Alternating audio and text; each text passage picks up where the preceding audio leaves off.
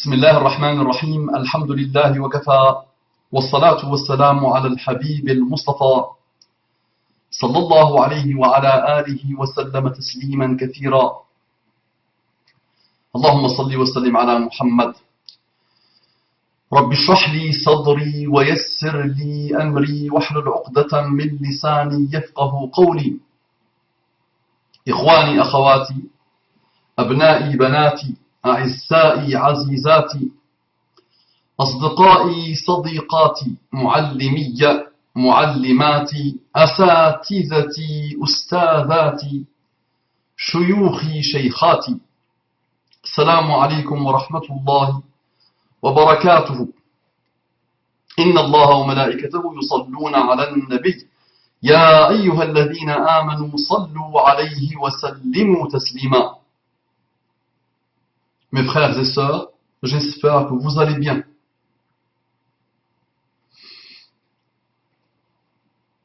Un vendredi 13 novembre de l'année 2015,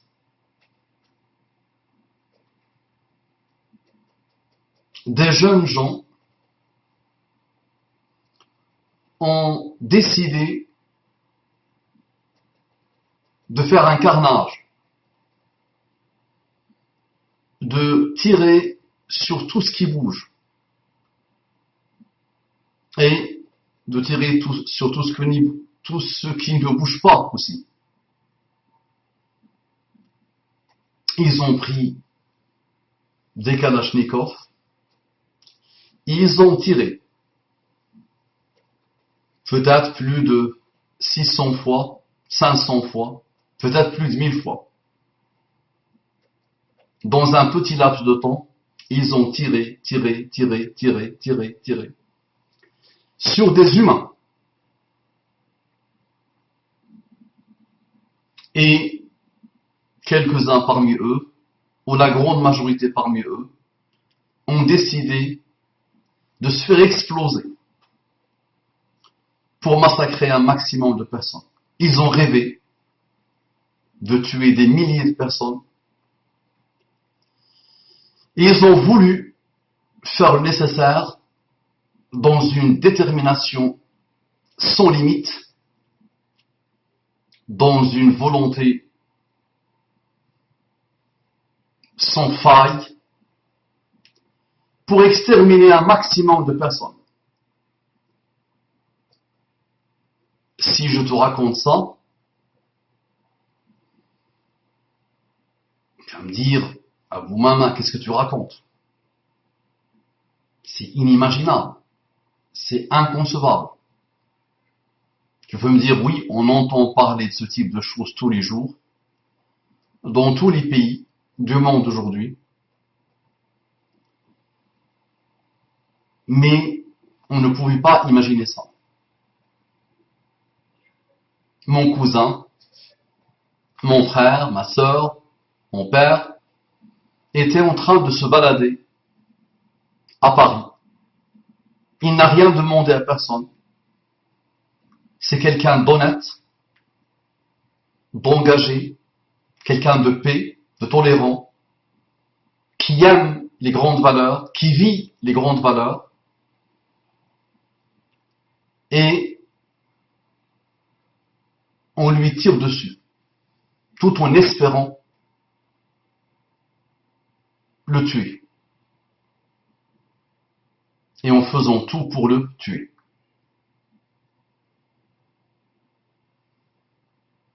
Vous allez me dire, normalement avec la constitution humaine,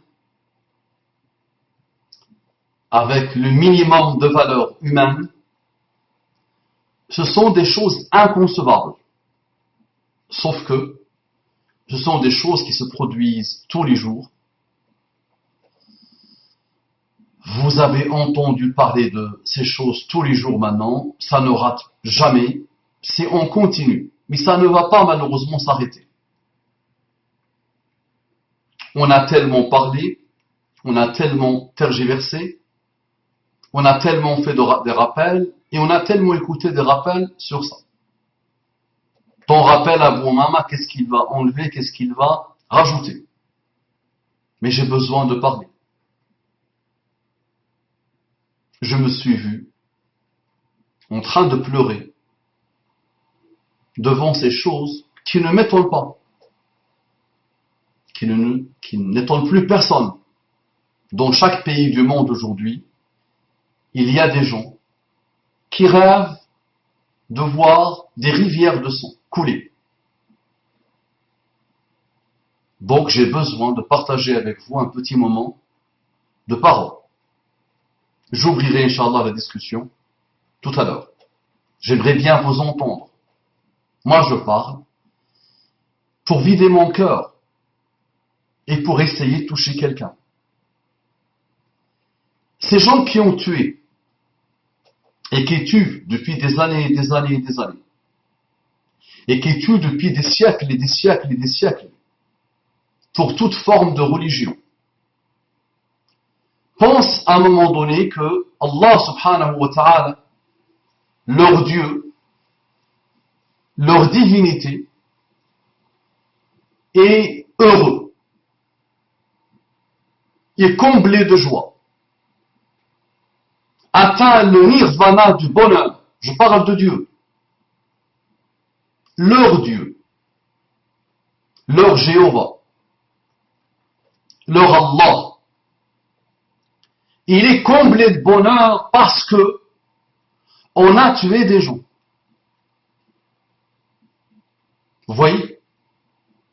Ce sont des choses inconcevables juste pour la pensée humaine, juste pour le raisonnement, quel qu'il soit. Ce sont des choses inconcevables pour l'humain, méprisables, petit. L'humain qui est rien. Pour lui, ces choses-là sont inconcevables. Je ne peux pas tirer sur des rats. Je ne peux pas tuer un araignée. C'est difficile pour moi de tuer un araignée.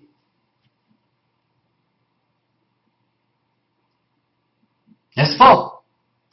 Mais il y a des humains aujourd'hui qui vivent avec nous et que leur entourage à chaque fois exprime un étonnement total quand il entend à la télé que son fils, son voisin, son frère, son cousin, son neveu, son petit enfant, ce gamin qu'il a vu grandir, et il est étonné d'entendre que ce même gamin a tiré 100 fois, 200 fois, 300 fois, 400 fois, on continue avec une détermination ferme pour tuer le maximum de personnes.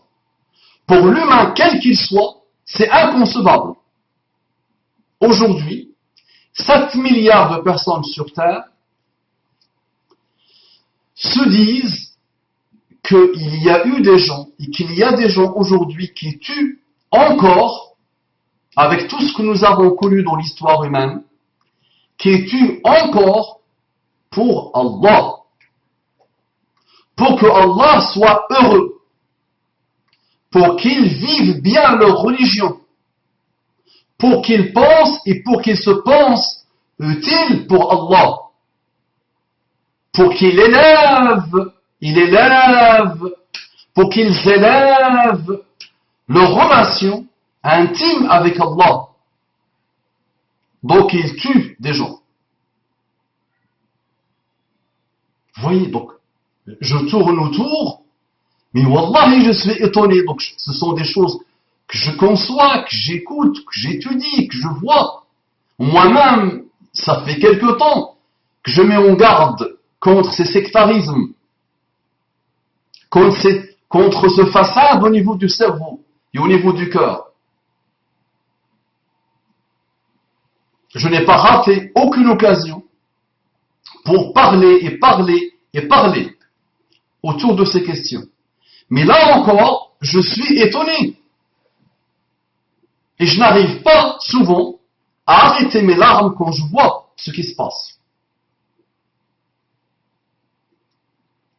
Même des fous internés dans des hôpitaux psychiatriques ne peuvent pas prendre une calache et tirer en continu. Même des fous qui n'ont plus de maîtrise de leur cerveau et de leur âme, qui ne savent plus qu'est-ce qu'ils font. Ils ne peuvent pas le faire en continu. À un moment donné, il y a quelque chose qui va se déclencher en eux pour les arrêter.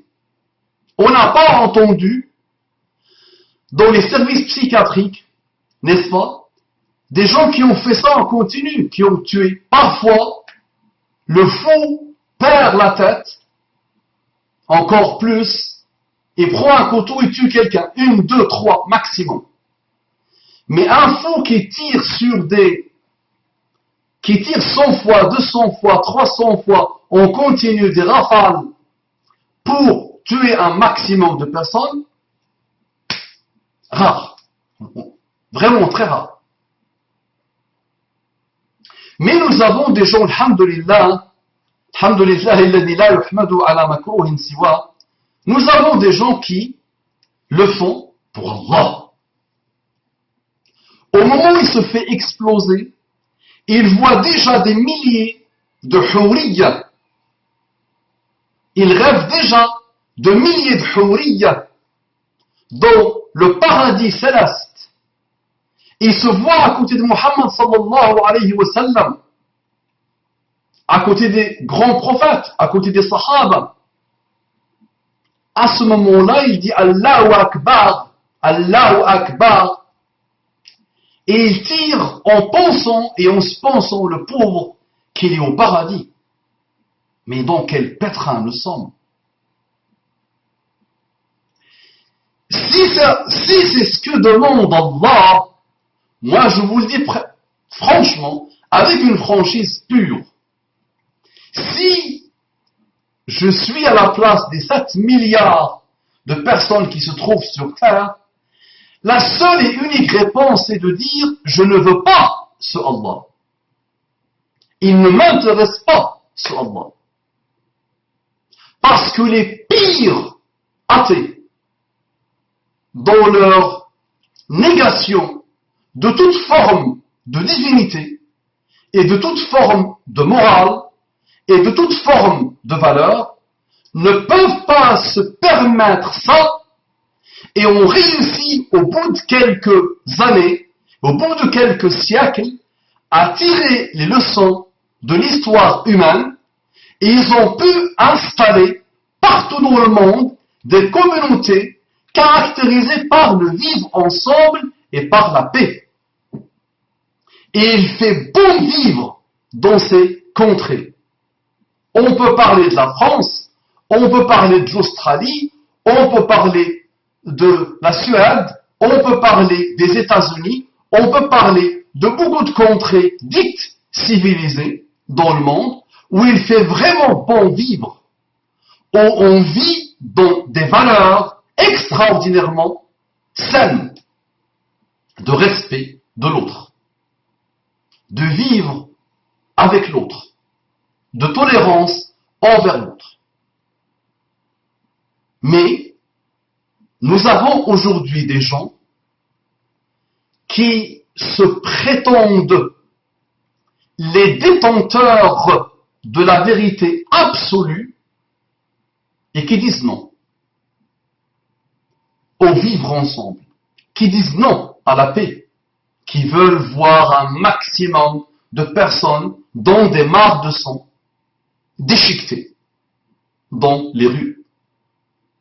Vous voyez, subhanallah, wallahi, subhanallah.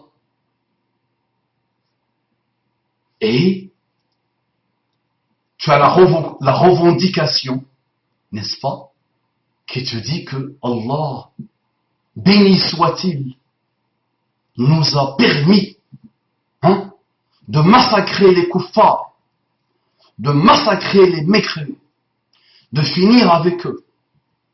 On a les raisonnements qui nous disent eux aussi, ils tuent nos frères.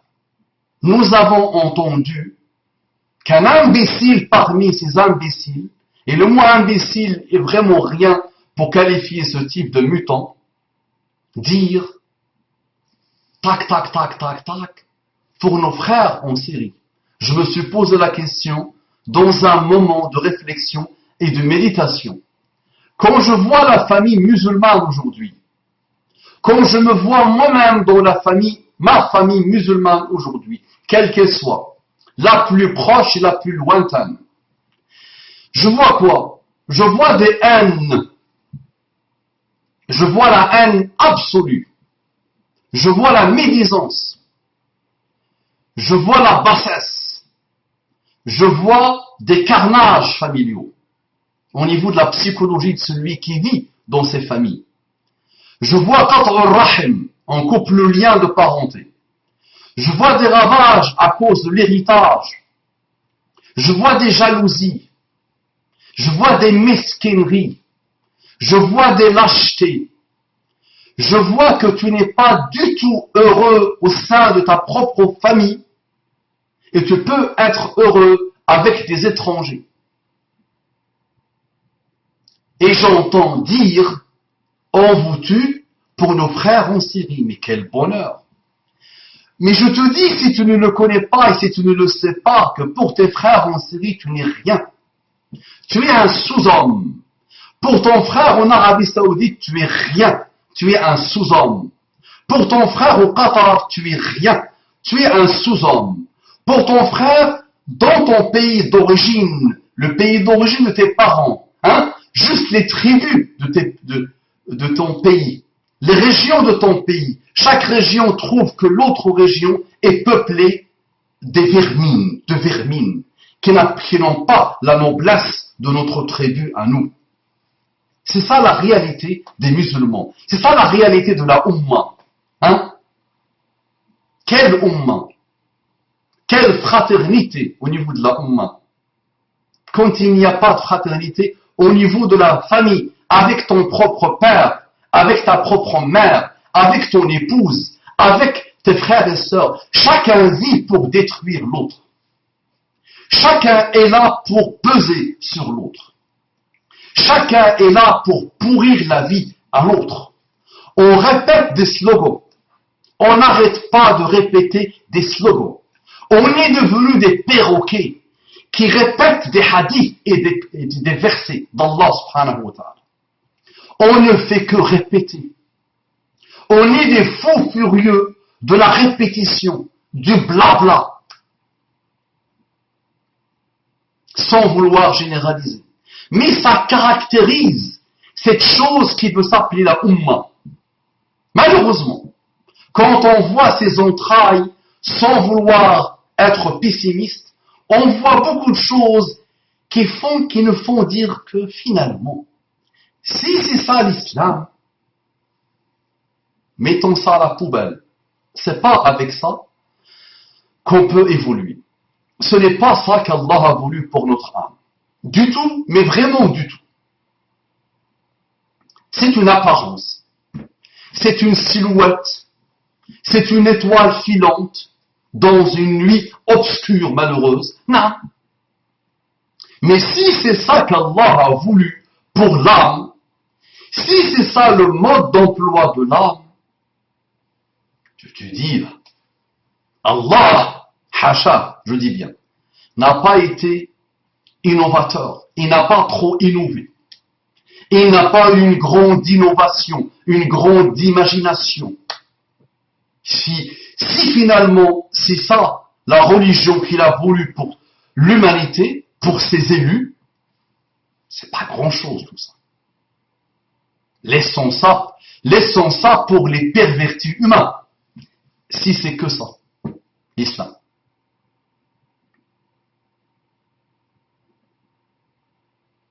Je suis triste, wallahi, je suis triste. Moi qui a pratiqué les Français, je m'exprime mal.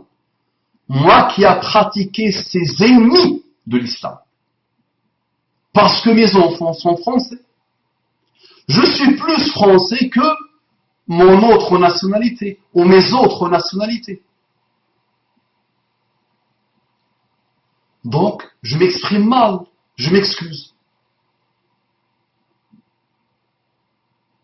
Donc j'ai pratiqué ces ennemis d'Allah, ces ennemis de l'islam, ces koufars, avec le R. Je les ai pratiqués. Mais j'ai vu quoi? J'ai vu des gens honnêtes. J'ai vu des gens souriants. J'ai vu des gens qui aident l'autre. J'ai vu des gens bosseurs. J'ai vu des gens ouverts d'esprit. J'ai vu des gens qui acceptent l'autre. J'ai vu des gens intéressants. Tu ne t'ennuies pas quand tu échanges avec lui, quels que soient les désaccords et les divergences que tu as avec lui. Moi, gamin, arrivé en France, gamin, assis à côté de quelqu'un qui envoie la fusée Ariane, un grand ingénieur, assis avec lui tous les soirs. Moi, gamin, qui n'avait pas le droit de prendre la parole avec des gens plus âgés que lui quand il était dans son Sahara. Autour d'une même table, avec quelqu'un qui avait plus ou moins presque 50 ans, ou 40 ans de différence d'âge avec moi, qui était plus âgé que moi de 40 ans. À l'époque, il avait 58 ans, j'avais même pas 18 ans. Et ce quelqu'un disait à cette chose qui venait d'arriver de Sahara, qui n'avait jamais eu l'occasion de discuter dans un échange ouvert avec les plus âgés. Et parfois, le plus âgé, c'est 3-4 ans. 3-4 ans, pas 10 ans, 15 ans, 20 ans. C'est déjà 3-4 ans et tu n'as pas le droit d'échanger avec lui. Et il est plus âgé que toi. C'est ça nos valeurs à nous, les musulmans. C'est ça notre tradition. C'est ça nos coutumes à nous. Je ne sais pas d'où on les a ramenés, mais c'est ça. Donc je me vois assis avec un homme d'un niveau très élevé, très élevé, et qui me dit, Mustapha, tu penses quoi telle chose?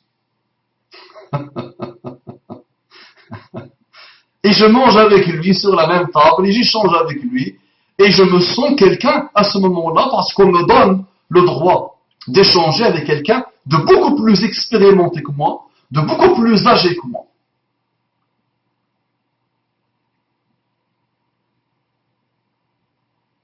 Donc j'ai vu chez ces koufars, j'ai vu ces gens, chez ces gens, ennemis d'Allah et de l'islam, n'est-ce pas? J'ai vu des gens d'un niveau très élevé et qui ne te jugent pas par rapport à ta religiosité, par rapport à tes coutumes, par rapport à ta différence, par rapport. Oui, mais Abou Mama, moi je connais un voisin, je travaille avec quelqu'un qui était mauvais. Moi je te parle de la constance dans ce pays, de la norme, on va dire. Moi qui sors dans tout Paris, dans toute la France, et j'ai voyagé entre la France et la Belgique, et la France et la Suisse, et la France et les Pays-Bas, et souvent en camis, et même actuellement, je sors toujours en camis. La norme, ce sont des gens d'un niveau élevé. Le vendredi 13, j'étais avec mon voisin sur le trajet de la mosquée. Et il me dit, je pars en décembre dans mon bled, Sri Lanka. Et je lui ai dit, tu pars tous les 2 ans, tous les 3 ans? Et il a ri. Il m'a dit non. Je suis arrivé en 1996. La première fois, c'était 2006. La deuxième fois, c'était décembre 2015. 2 fois. Pourquoi? Je n'ai pas d'envie. Je n'ai pas envie d'aller dans ce pays. Mon pays, c'est ici. C'est la France. Un homme d'honneur, attention. C'est un homme d'honneur. Celui-là, il est étonnant, cependant. Un homme honnête. Un homme travailleur. Un homme sérieux. Père de famille, travailleur, machallah. Engagé. Qui se donne, vraiment. Mais qui ne le crie pas sur les toits. Il me dit non. Et je lui dis, subhanallah, j'ai cette même manière de voir les choses. Pas une détestation gratuite pour mon pays d'origine, mais une déception payante par rapport à ce que je vois dans mes pays d'origine. Ce vendredi 13, nous avions cette discussion. Et le vendredi soir, on a des gens qui massacrent. Wallahi, massacrer, c'est vraiment, je vous le dis, massacrer, c'est vraiment rien par rapport à ce qui s'est passé. Moi, j'ai connu l'époque des Hutus et des Tutsis. 500 000 morts en un mois. Plus de 800 000 morts en quelques semaines. J'ai connu cette époque. Donc des gens qui ont tué à l'arrache. À l'arrache. Avec des couteaux, à l'arrache. Pas avec des revolvers ou avec des kalash. Il y a eu 800 000 morts. Donc moi, j'ai connu cette époque. J'étais adulte à ce moment-là. J'ai connu l'époque de la Bosnie. Tu te dis, il y a un conflit. Quelque chose. Quelqu'un a profité, ou quelques-uns ont profité de l'imbécilité des imbéciles. Et les imbéciles ont commencé à s'entretuer. Ok. Donc moi, j'ai connu toutes ces périodes. J'ai connu la première guerre du Golfe. J'étais quelqu'un qui raisonnait. J'étais adulte, pubère. J'ai connu la guerre dans l'ex-Afghanistan. Je me rappelle très bien de cette époque. Mais wallahi, toutes ces époques-là ne me dérangent pas et ne m'étonnent pas comme mon étonnement aujourd'hui. De voir qu'il y a eu, oui, dans le passé, non, tout au long des siècles, il y a eu des massacres et des massacres. En nom d'Allah, en nom de Dieu. Mais qu'aujourd'hui, il y a des gens qui vivent avec nous et qui vivent parmi nous, qui décident de tuer, pas une personne, deux personnes, d'appuyer sur le bouton, on continue, et de tirer 100 fois, 200 fois, 300 fois, 400 fois, 500 fois, en espérant tuer le max. Ça, wallahi, le niveau d'étonnement, je ne pense même pas que mes larmes ont coulé à cause de ces guerres que je viens de décrire. Je vais dire, oui, mais Abou Mama, toi, tu aimes trop les Français. Mais mauvaise manière de comprendre ce que j'essaie de te dire. Ce que moi je le vois par rapport à Allah subhanahu wa ta'ala, ce lien que nous avons par rapport à Allah, comment je peux aller dire à Allah, oh Allah, dans une lâcheté totale, que toute personne normalement constituée, j'ai appuyé sur un bouton et j'ai tué des gens. Homme à homme, je ne vaux rien. Je n'ai rien préparé, homme à homme.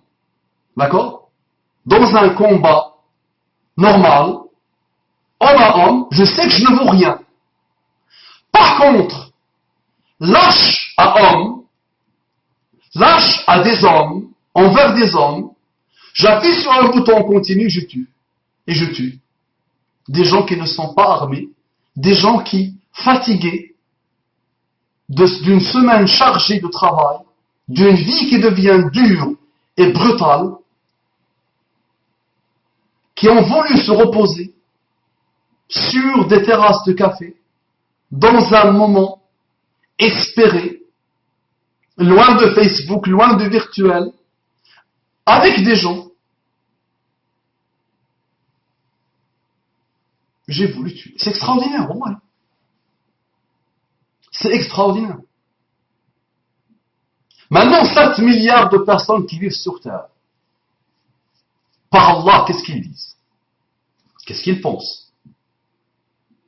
Aujourd'hui, dans leur âme, toutes ces générations d'enfants qui voient ça. Mes propres enfants posent des questions.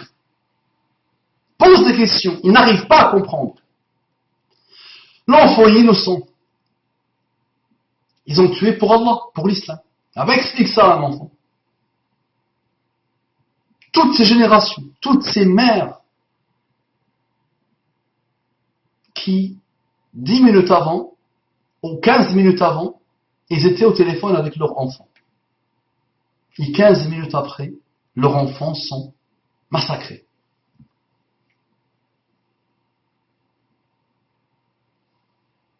Comment ils vont voir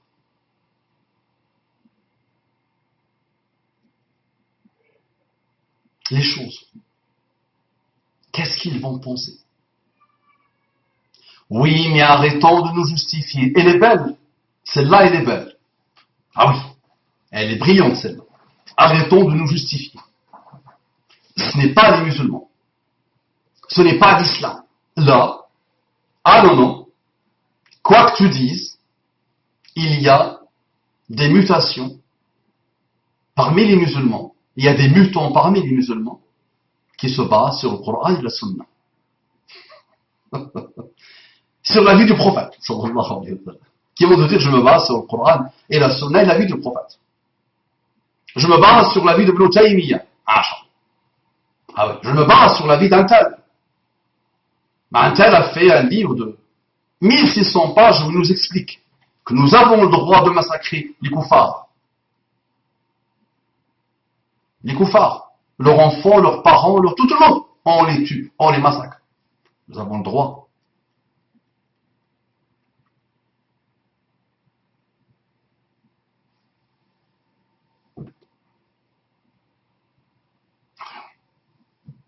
Et on fabrique, on élabore des choses. Chacun veut se différencier de l'autre. Et il faut qu'on développe des théories. Il faut arrêter, il faut cesser. Non, nous sommes musulmans français. Oui, il faut cesser de dire. Oui, très bien. Mon ami, mais quand, samedi matin, ton épouse part à la mosquée pour déposer les enfants à prendre, elle trouve la mosquée fermée, elle rentre, elle dit à quelqu'un bonjour. Ce quelqu'un la voit avec le hijab, et il voit la fille avec le hijab, et il ne répond pas bonjour. Oui, mais il est méchant, il est raciste. Ah non. Mais dans nos pays à nous, je vous le dis, je me casse pas la tête. Des gens du Mozambique, écoute bien, dans nos pays arabes, n'importe quel pays, le meilleur pour vous, pour nous, n'est-ce pas? L'Arabie Saoudite, le meilleur, c'est de l'humour, attention, le meilleur, l'Arabie Saoudite. Si des gens du Mozambique, si des gens du Maghreb tuent un rat, qui appartient à un prince, à un seigneur de l'Arabie Saoudite, d'accord? Il faut gazer tous les Maghrébins, il faut les sortir. Et c'est ça la réaction. Dans nos pays à nous, ils ne se cassent pas la tête. Les gens du Mozambique ont tué un Saoudien, les gens du Mozambique ont tué quelqu'un, tous les gens du Mozambique doivent être massacrés, doivent être jetés en prison. Il faut les jeter. Bon, Marc se raconte. Allez voir les Palestiniens qui habitent dans la péninsule arabique, à Dubaï, aux Émirats. Allez voir ce qui se passe pour eux. Quand il y a des problèmes entre Dubaï et le Hamas, ou l'autorité palestinienne, d'accord? Dubaï met dehors tous les Palestiniens qui sont là depuis 40 ans, 50 ans, 30 ans, 20 ans, et qui ont des enfants et des petits-enfants à Dubaï. Quand il y a un problème avec les Égyptiens, l'autorité égyptienne, entre le Qatar et les Égyptiens, le Qatar décide de mettre tout le monde dehors. Quand des Noirs dans le Maghreb violent une femme, les Noirs peuvent être massacrés. Attention. Nous, ils sont racistes, eux. Ah oui, ils sont racistes. Ils gardent leur calme, subhanallah, Il faut la part des choses, majoritairement. Mais quand il y a un humain normal, on lui dit, à l'ordre de journée, il voit, il entend, que des gens musulmans, barbus ou pas, d'accord, barbus ou pas, que des femmes musulmanes, hijabisées ou pas, ne rêvent et ne vivent que pour massacrer un maximum d'humains, quels qu'ils soient. Le pauvre, quand il entend ça, et le lendemain, il ne te dit pas bonjour. C'est normal, ça. Mais c'est normal, les amis. Donc nous, on développe des théories, machallah. Donc Abou Mama, tu décris une situation. Abou Mama vide son corps. Parle. Jette une bouteille à la mer. C'est ce qu'il fait depuis des années maintenant. Quelles sont les solutions? Rajouter des lois aux lois? Non. Ça ne sert à rien. Depuis déjà l'époque de Khalid Kalqab que j'ai connu, j'ai raté le train à quelques minutes près, le fameux train de Saint-Michel. Depuis cette période-là, j'entends les mêmes choses à la télé. J'entends les mêmes choses dans les médias. On va faire, il faut alourdir, il faut rajouter des lois, il faut donner des moyens, il faut blablabla. Et il faut que chacun de nous, à titre individuel, se remette en cause. C'est ça, la solution vient de ça. Vient de ça. Et ça, la solution. Chacun de nous va devoir se remettre en cause. Ces mutants qui ont atteint ce niveau, ils ne l'ont pas atteint par hasard. Ces traîtres ne l'ont pas atteint par hasard. Ils ont accumulé des frustrations et des haines. Je le dis à mes amis non musulmans, à mes amis koufars. D'accord? C'est pas des manipulateurs qui les ont manipulés. Souvent, ils se sont manipulés eux-mêmes. Aujourd'hui, on n'a pas besoin. Arrêtez de rêver, mes amis qualifiés de koufars. Arrêtez de rêver. Le conditionnement aujourd'hui, l'endoctrinement, ne se fait pas dans 99,99% des mosquées. Il se fait au sein de familles délabrées. Il se fait au sein de familles violentes. Il se fait devant l'Internet. Il se fait dans des structures familiales où chacun vit pour lui-même. Chacun ne s'occupe que de lui-même. Où il n'y a plus rien.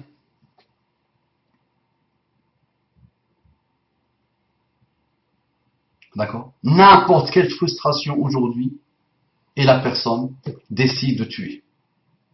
Des gamines et des gamins de 14-15 ans menacent leurs parents. Je pars en Syrie. D'accord? Donc le travail, on revient toujours à la même cassette. Inna Allah la yughayyiru ma biqawmin hatta yughayyiru ma bi anfusihim. Allah ne change pas ce qu'il y a dans les peuples tant qu'ils ne se sont pas changés eux-mêmes. Qu'est-ce que moi je fais? Comment je le fais? À quoi je sers? Comment je me comporte? Est-ce que je suis musulman par réaction? Est-ce que je suis musulman par idéologie?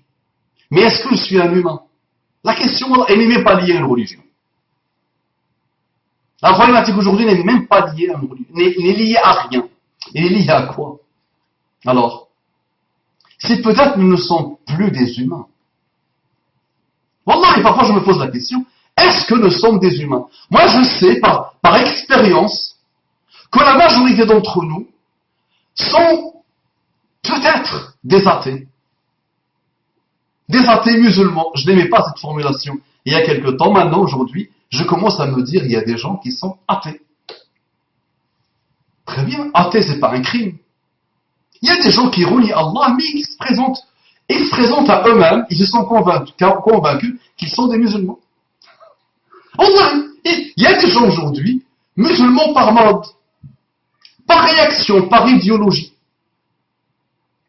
Mais, musulmans ou pas musulmans, c'est pas ça qui garantit de vivre dans une communauté. Tu vas me dire oui, je te comprends. Mais on se comprend. Pousse un peu le raisonnement. Aujourd'hui, il faut quand même l'autre. Je nais d'abord humain. Petit à petit, je le découvre. Et je fais des choix. Mais je suis un humain. J'ai une certaine fitra qu'Allah a mis en moi. Je suis cacheté. Il y a un cachet qu'Allah a tamponné en moi.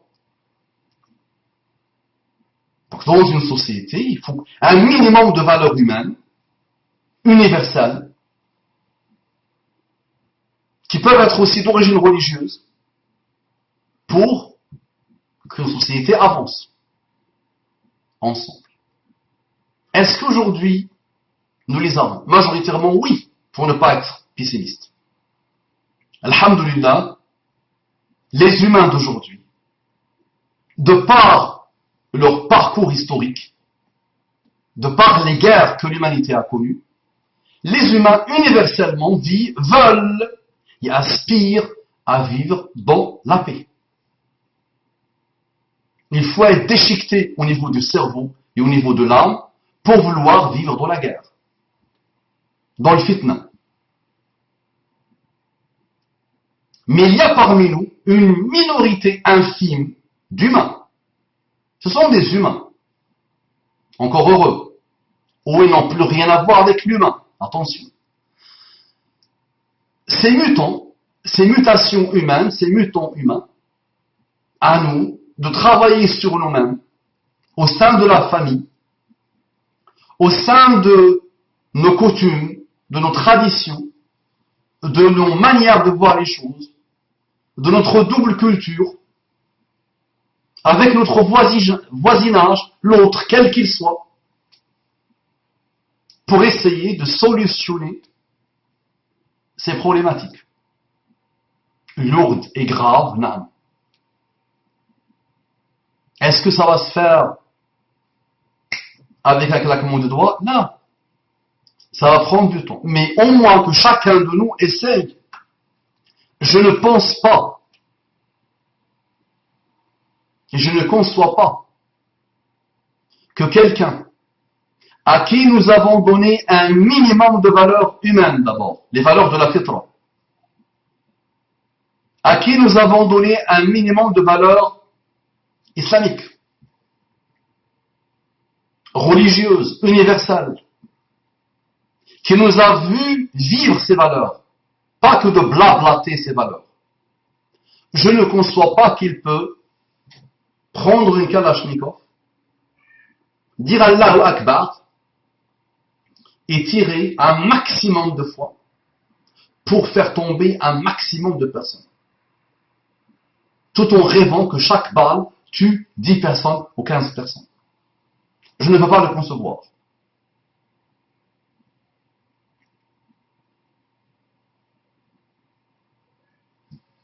Allahu Akbar. Allahu Akbar. Mais nous avons réduit Allah à quoi?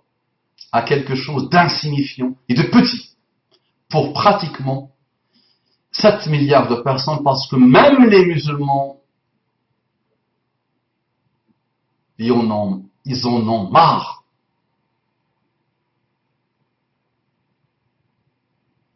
de cette vision d'Allah, d'un ilah, d'un Dieu, qui ne peut être comblé que par un maximum de carnage et un maximum de tuerie. Ce n'est pas possible, ça. Donc revenons à Allah subhanahu wa ta'ala. Et à défaut de revenir à Allah subhanahu wa ta'ala, revenons à notre fitra, à ces choses, à ces lueurs d'espoir, à ces flammes de bonté, de douceur et de gentillesse et de bien qu'Allah a mis en nous. Allahumma salli wa sallim ala Muhammad. Toute ma compassion toute ma tristesse, toute ma reconnaissance, tout mon amour, toute ma fraternité, toutes les bonnes valeurs, toutes les bonnes choses qui viennent du cœur. Wallahi, la bouche ne voulait pas parler. J'ai pris une pause depuis 3 mois maintenant, minimum, 3-4 mois. Je ne voulais pas prendre la parole. Je voulais faire une pause.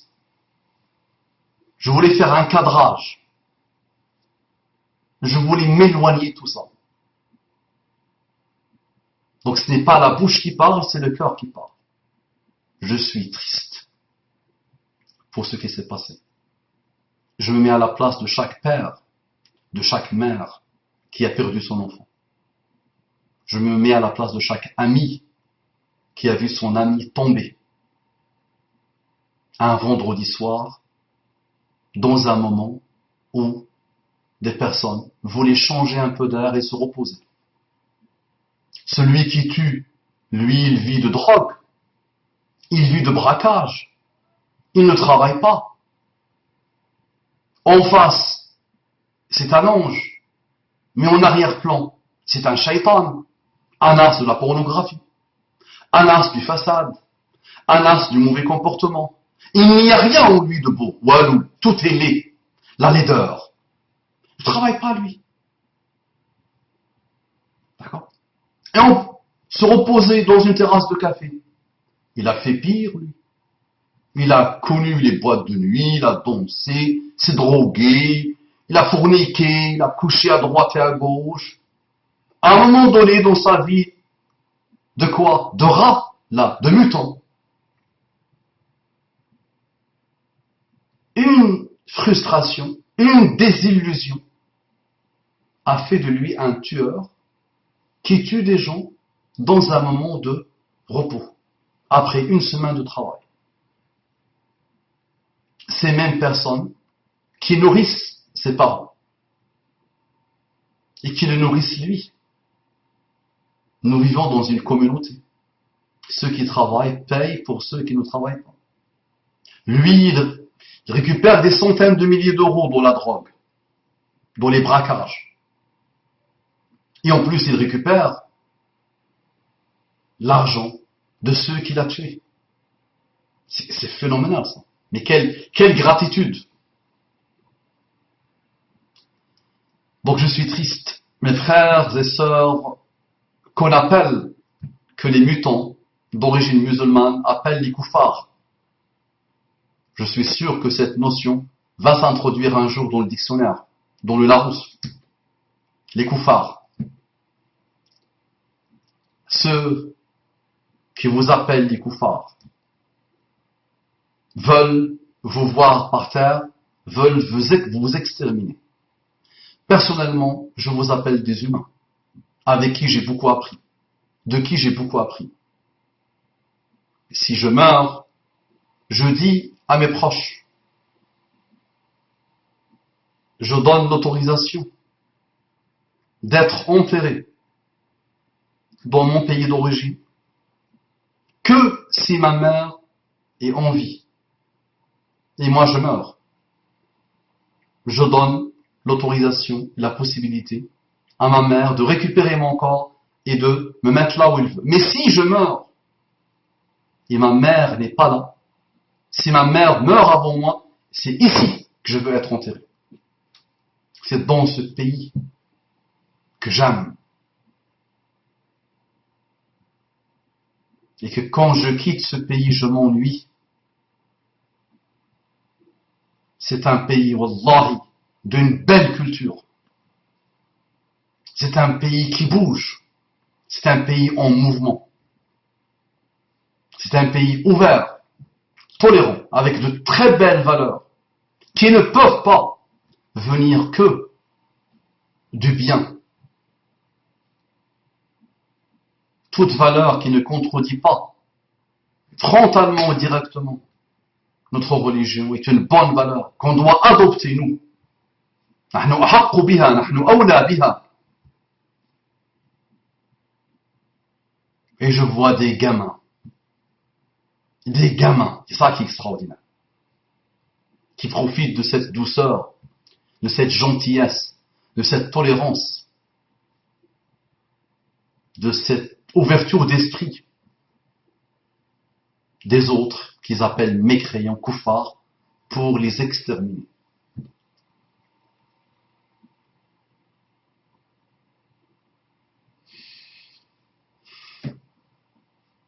Je ne veux pas dire non commente, sans commentaire. J'ai déjà pas mal parlé. Je dis la hawla wa la quwwata illa billah, inna lillahi wa inna ilayhi raji'un. Assalamu alaikum wa rahmatullahi wa barakatuh.